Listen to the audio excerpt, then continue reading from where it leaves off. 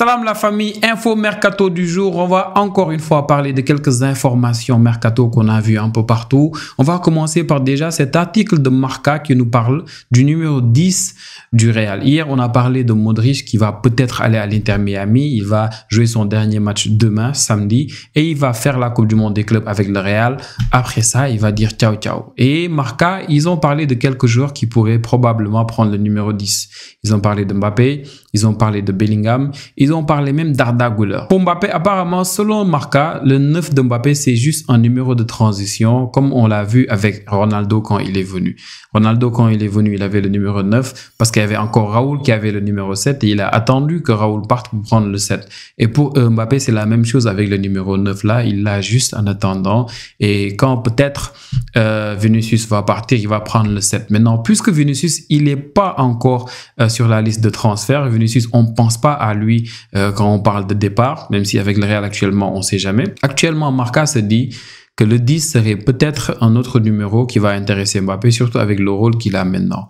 Donc, ce serait peut-être intéressant. Ils ont parlé aussi de Bellingham. Ils ont dit que peut-être Bellingham, lui, le problème, c'est que le numéro qu'il a, le numéro 5, a été bien préparé pour lui. Et c'était un numéro déjà emblématique avec Zidane qu'il avait sur son dos. Donc, ils ont aussi parlé d'Arda Güler. Pour eux, ce serait peut-être bien que le Real donne ce numéro 10 à Arda Güler pour montrer à quel point il est important pour ce projet. Il y a une autre possibilité dont ils ont parlé, et je vais en profiter pour parler d'une autre information mercato de Marca par rapport au Real Madrid, c'est faire venir un Galactique, un joueur qui va venir jouer les premiers rôles, un gros transfert et lui donner ce numéro-là. Et Marca a parlé de Vitinha aujourd'hui. Ils ont dit que Vitinha serait peut-être dans les petits papiers du Real. De toute façon, je vous l'ai dit avant-hier, hein, le Real actuellement, ils ont tous les joueurs dans le viseur. Donc, à n'importe quel moment, un joueur va tomber. Vous allez voir, ils ont été snipés par le Real. Et on parle de Vitinha. Et Vitinha, ce sera très compliqué pour le Real. C'est un des piliers du projet de Luis Enrique. Il a 25 ans. Il a un contrat jusqu'en 2029. Et sa valeur marchande est de 60 millions.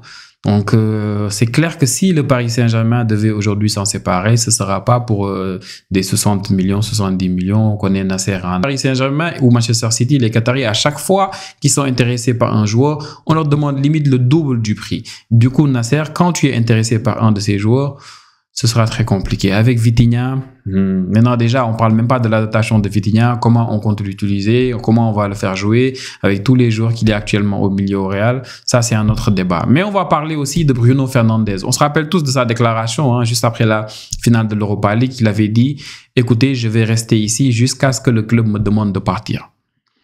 Mais si le club pense qu'il faudrait peut-être me vendre pour amener de l'argent et faire d'autres choses, je suis d'accord, c'est le football, ça se passe comme ça.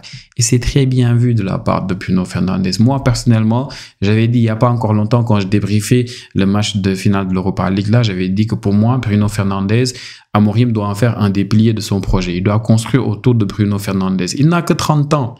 Il n'a que 30 ans et il a beaucoup de choses à offrir. Mais Manchester United, ils sont dans le dur. On a vu ces derniers mois tout ce qu'ils ont fait comme ajustement. Ils ont baissé pas mal de choses, des salaires. Ils ont envoyé pas mal de personnel. Ils font tout pour un peu, on va dire, essayer de rationaliser, on va dire, les dépenses de Manchester United. On a vu, Ferguson, il y avait son poste de, je sais même plus, président d'honneur, quelque chose comme ça. On l'a fait sauter de là-bas. Donc, tous ceux qui étaient très budgétivores pour Manchester United, ils l'ont enlevé. Et là, ils n'ont pas beaucoup d'arguments pour attirer certains joueurs. Il reste peut-être le prestige ou bien l'argent. Du coup, ça va être très compliqué si tu veux être actif sur le marché. Il faut vendre. Et Bruno Fernandes, il a une valeur marchande actuellement de quoi? 55 millions d'euros. Tu vends Bruno Fernandes, peut-être tu fais une bonne mercato. Surtout que les informations envoient Bruno Fernandes à Al Hilal. Et l'Arabie Saoudite, actuellement, on sait que c'est plus un championnat où tu vas aller en fin de carrière. L'Arabie Saoudite, tu y vas à 37, 36 ans, tu n'es pas Cristiano, tu tiens pas un minimum. Du coup, on l'a vu avec beaucoup de joueurs qui étaient en Arabie Saoudite, qui ont dû partir prématurément. Il y a pas mal de joueurs qui sont encore en difficulté là-bas. Donc, Bruno Fernandes pour Al Hilal ou bien pour d'autres clubs même d'Arabie Saoudite, là, serait peut-être le bon moment pour Manchester United de se faire pas mal d'argent parce qu'il a 30 ans. Dans 1 an ou 2 ans, ce sera peut-être plus compliqué pour United de se séparer de lui. Donc, c'est dommage s'il venait à partir parce que c'est un joueur qui, pour moi, pourrait porter ce projet de Ruben Amorim. Mais il y a beaucoup de clubs qui sont séparés de beaucoup de joueurs parce qu'ils avaient des soucis financiers. Et Manchester ne sera pas le seul dans ce cas de figure. Maintenant, on va parler du Barça. Avec Ansu Fati, Mundo Deportivo nous annonce que Ansu Fati intéresse Monaco. Et pour moi, c'est énorme. C'est énorme dans le sens où Monaco, ça va tout le temps jouer les premiers rôles en Ligue 1. Ils seront tout le temps peut-être top 3, top 4. Là, ils sont par exemple 3e. Ils vont jouer la Ligue des Champions. Et c'est un club qui a un entraîneur qui est porté vers l'avant. C'est un club où réellement Ansu Fati, il va se régaler. C'est le cadre idéal peut-être pour lui. Club très jeune, porté vers l'offensive. Pour moi, c'est top. C'est parfait pour lui. Et Ansu Fati, c'est devenu compliqué pour le Barça. En janvier déjà, on a voulu s'en séparer. Il voulait pas partir. En début de saison, il avait dit Flick que c'est un boy qu'il avait épaté. À l'entraînement, il était parfait, mais après, à cause des blessures, c'est compliqué. Il a 22 ans, mais il a un salaire. Il a un salaire de quoi? 12-13 millions.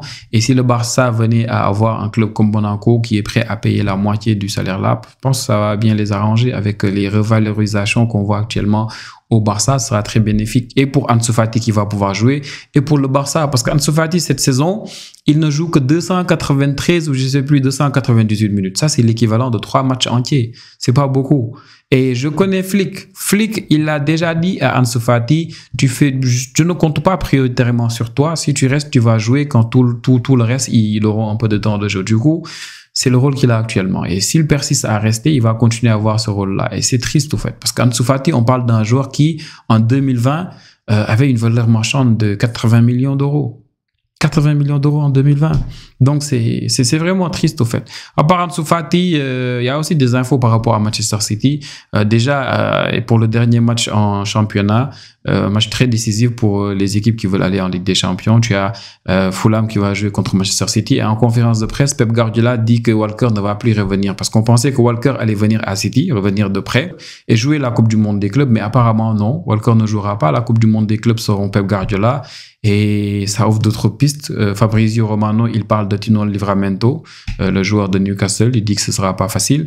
Et ce serait bien parce que très sérieusement, on sait tous que City, ils vont recruter au poste d'arrière droit ou arrière gauche. Cette saison, regardez, tu as Marc Aureli qui est un milieu de terrain, tu as Matheus Nunes actuellement. C'est eux les deux latéraux de City, c'est des milieux de terrain.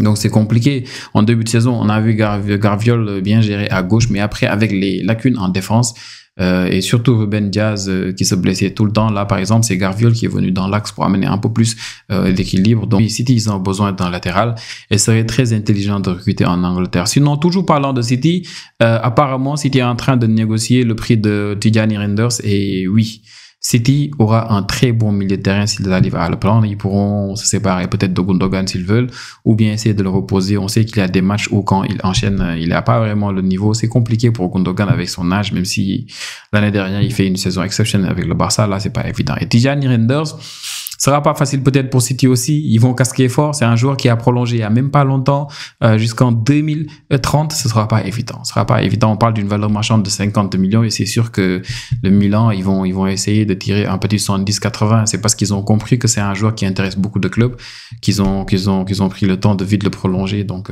ce sera vraiment pas évident. On va terminer par Florian Wirtz. Apparemment, ce n'est toujours pas fini. On pensait qu'il allait signer au Bayern. Après, on a vu son père aller discuter avec Manchester City qui finalement est sorti de la course parce que pour eux, le prix était énorme. Ça parle de 150 millions au total. Leverkusen, ils veulent vraiment pas se séparer de leur joyau.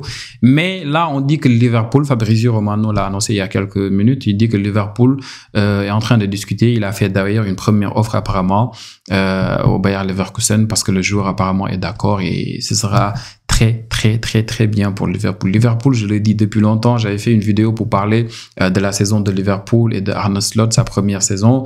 Et j'avais dit que pour moi, Arne Slot, pour se renforcer, il a vraiment besoin d'un 10 parce que ce boss-là, il n'est pas si décisif que ça. Curtis Jones, il vient jouer 10 des fois. C'est très compliqué. On a parlé avant-hier du fait que Liverpool serait peut-être intéressé par Cherki. Et quand tu as un joueur comme Florian Wirtz qui peut jouer à gauche, qui peut jouer comme 10, qui peut jouer même à droite s'il le faut, pour moi, tu peux ne pas prendre Cherki si tu veux. Tu as un joueur confirmé avec Wirtz qui pourra bien pouvoir jouer avec Jota, avec Salah et surtout avec peut-être Luis Diaz s'il reste. Donc, c'est tout pour les infos mercato que j'ai vu un peu pêle-mêle aujourd'hui, les amis. N'oubliez pas demain, n'oubliez pas de commenter, de donner vos avis pour le référencement. On se retrouve pour une prochaine vidéo. Ciao, ciao.